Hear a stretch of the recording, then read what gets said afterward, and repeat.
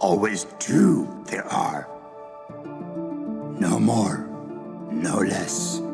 A master and an apprentice. Star Wars always has these great master-apprentice relationships. Remember, a Jedi can feel the Force flowing through him. You see that handing down of mastery, the teaching, the developing, the growing. Do or do not. There is no try. It's very much the idea of apprenticeship. The need for those two groups to come together in order to pass down the knowledge and to help save the world, in the case of Star Wars. When I left you, I was but a learner. Now I am the master. Only a master of evil, Darth. Those life lessons are what make these characters some of the most iconic characters worldwide. The war is just beginning, and I will not be the last Jedi. All of that wisdom gets passed down, over those generations. We have Qui-Gon Jinn, who's the master of Obi-Wan, who's the master of Anakin Skywalker. And by being trained by Anakin, Ahsoka was part of that legacy as well.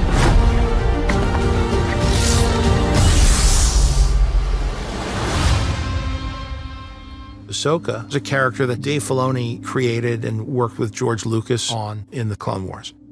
Originally, we didn't really know, exactly what the Clone Wars was going to be, and we made up our own little band of characters.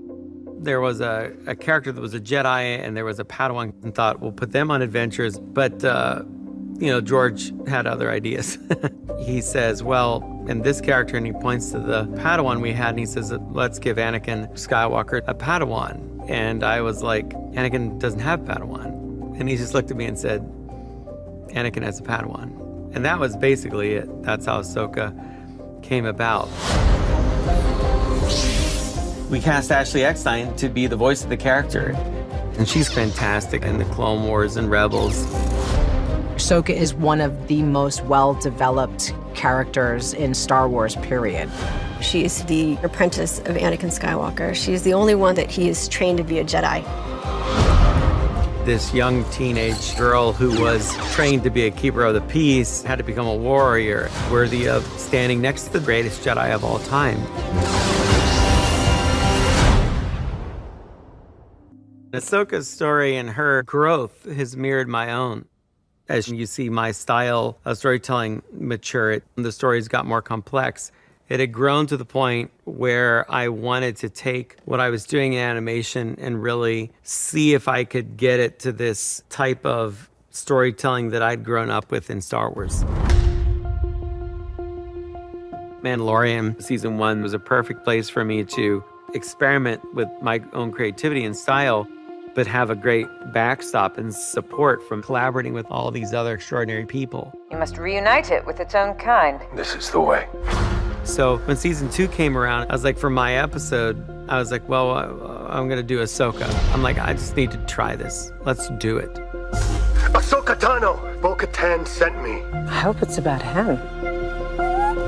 For a character that has such depth and complexity, to bring that character to live action made a tremendous amount of sense.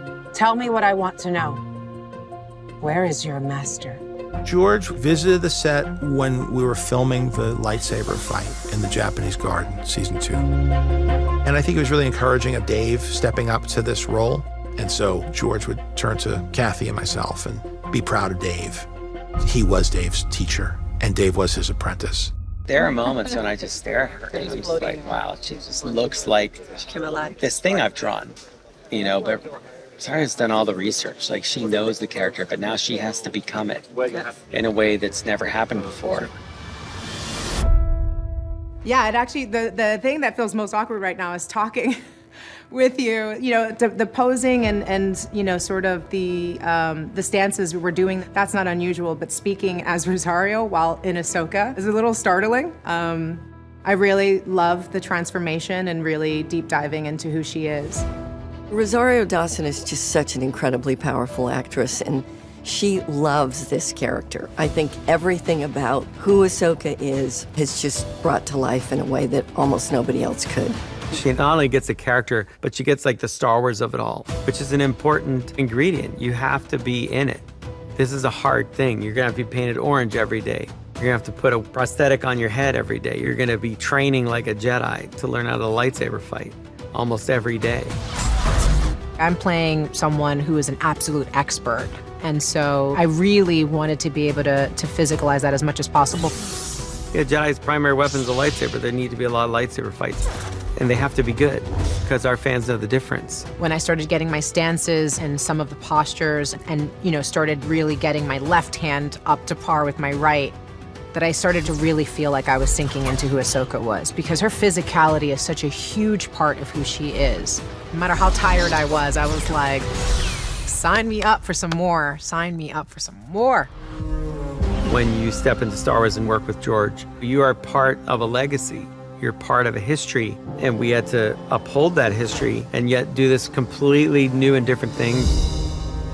Ahsoka is another story where you can step in at any point and not feel that you necessarily have to have seen everything. From the beginning of this series, Ahsoka is out there on the fringe of the galaxy. When she hears whispers of this warlord's return, she decides to enlist her friends' help. This is about preventing another war. You know who could help? Sabine Wren. I'm not sure she'll want to help. I'm telling the story about this mentor-student relationship that passes from Anakin to Ahsoka to Sabine. There is nothing easy about being a Jedi. It's quite extraordinary to bring this to life. When the stakes are this high.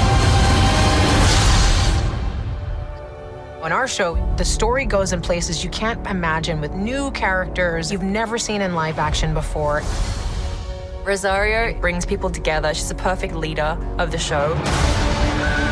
In this story, Ahsoka hears whispers of the Empire returning, and she decides to enlist Hera's help. We have to prepare for the worst. Hera Syndulla is the leader of the Ghost Crew. She's a pilot. Hera is such an incredible leader and fighter. Mary's just great. I mean, every scene she's in was just awesome. You and I both know who could help you with this.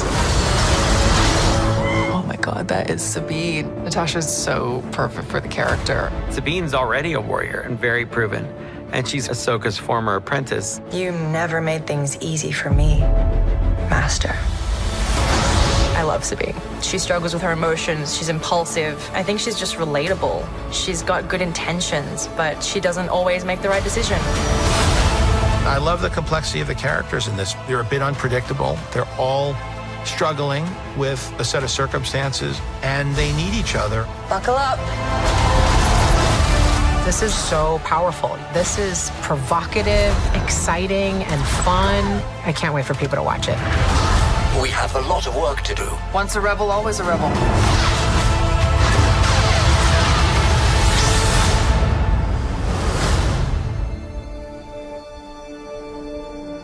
You felt it. We all have. There's just a generational impact that Star Wars has had on my and so many families across the world. When I think of how much I loved it as a kid, to actually have the Montrals on, the Leku, and the costume, it just feels magical. When I watched The Mandalorian with my mom, and I say, "May the Force be with you," she literally did like a slow turn towards me with tears in her eyes. I feel grateful to be a part of something so truly iconic.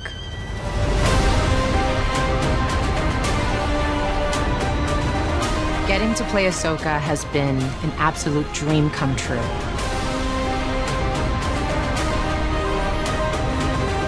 It's very personal, and it's my honor to be Ahsoka. Her bravery, her passion, her power. Ahsoka is truly one of a kind.